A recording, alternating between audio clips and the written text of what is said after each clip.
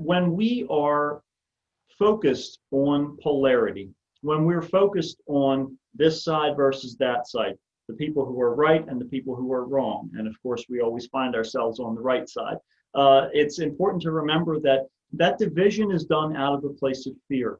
Okay, so it's either a fear of I'm not sure if I'm right or not, so I'm going to become very evangelical about my belief as a way to sort of be louder than the other guy, proverbially. That could, potentially poke holes in my argument. If I intimidate them, then they can't stand up to this particular ideology, or they're going to be too intimidated to try to engage. So it's important to remember that we always have the opportunity to choose between love and fear. And all of our possibilities boil down to one of those two motivators. So if we end up in a place where we are dealing with someone who is, let's say, difficult, complicated, whatever kind adjectives we'd like to apply to that person, or perhaps some unkind adjectives, it's important to remember that nonetheless, every person that we meet holds a little bit of God, of the divine, of that unifying essence, however we choose to label it. It's the reason why the word namaste is the divine within me acknowledges the divine within you. And that is one of the most powerful recognitions that we can make, both for ourselves and for that other person. We can look into them past their fear, past their complications, past their self-imposed responsibilities that force them into a box that they have chosen themselves, whether they realize it or not. We can see past all of that stuff and see the divine within them.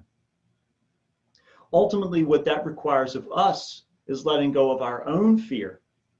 We have to step back from that fear that I'm going to be taken advantage of, that I am going to be put into a bad place, that someone's going to try and take my things, or they're going to try and control me, tell me what I can or cannot do. All of those fears involve holding on to something. And when we do that, we are not holding on with a matter of presence. We're holding on for some projection of the future, some fear of what may be, or we may be doing so out of a pattern from the past. We might be perpetuating these things in our lives. We as human beings love what is familiar to us, even if it is uncomfortable, because at the very least, that uncomfortable situation is at least something you know what to expect. It's the reason why we put up with things that we know are bad for us in our lives, because it's familiar. So when we find ourselves in an instance with that difficult person or people, understand that there is always a point of commonality. That is where we put our focus. That is where love goes. Love says, what do we have in common? Where can we find a point of agreement or a point of conversation? Because very often, once we step back from that emotional defense of a particular ideology, whether it's our lifestyle, whether it is our religious or political beliefs, whatever that may be, when we can step away from the fear of that, that can give way to curiosity. That's when we can start to learn about things. That's when we can say, that's interesting. That's how you came to that conclusion or how you reached this point. But ultimately, it's not something for me, and that's okay. Diversity is the spice of life, as I love to say. So it's important to remember that there is always that option to you. It's not something you'll see in the social arena. You won't see people trying to meet one another and find points of commonality.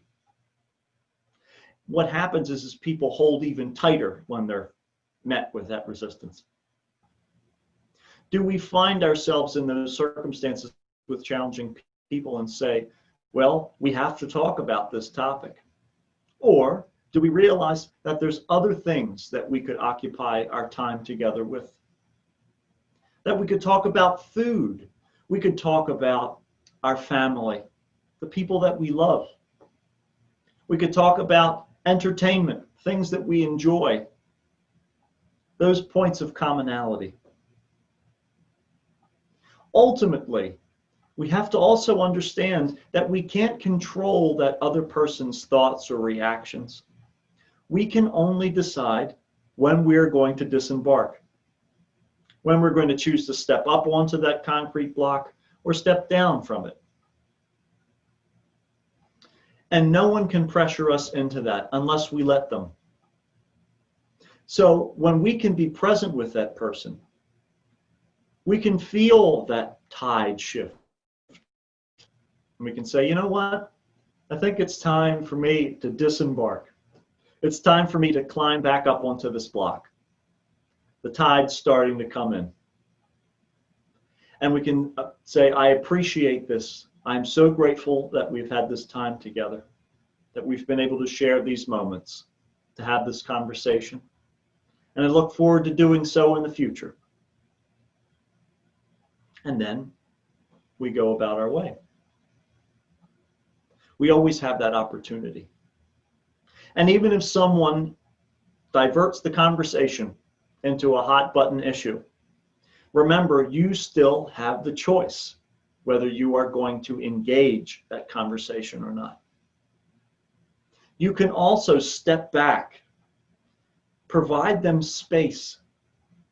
You can surrender to that moment and say, this is where things are, present tense. And where they're going to be is me saying, we'll see you later. You have that choice once again. So as that person may be ranting and raving about a particular injustice that they're perceiving in the world, you can bring the focus back to here and now and say, yes, that person might be frustrating on the television. Yes, that person might be frustrating at work. But they're not here with us right now. I'd like to talk about you. I'd like to talk about us. Let's talk about what is here, what is present in this moment with us. Because in almost all circumstances, the things that are getting us riled up are not things that are presently happening to us. They're not something that's going on in our immediate vicinity. It's something we're perceiving through a lens, like the one we're looking through right now. It's understanding that there is always another perspective. There's always another way to look at a circumstance. And that when we can be aware that there's always another way to look at it, we won't feel threatened by any of those perspectives. Because ultimately, when the time comes for us to act, when the time comes for us to make a decision, a choice, when we are present in that moment, we can utilize all of our mental and energetic faculties because everything is present with us in that moment. And that's when we can make the best choice. If you feel yourself becoming afraid, step back. Acknowledge that divine within you. Acknowledge God in you. And see that reflected in that other person. See the divine in them beyond their fear, beyond the things that they've occupied their mind with, that they choose to occupy their time with. Because there is great value there. There is perspective there. And just the same as we may look at a child who says, my parents are unfair. They won't let me eat cookies whenever I want. We can also look at these people who on the surface are adults, who are behaving as children, saying the world is unfair. This person is unfair. This person is wrong.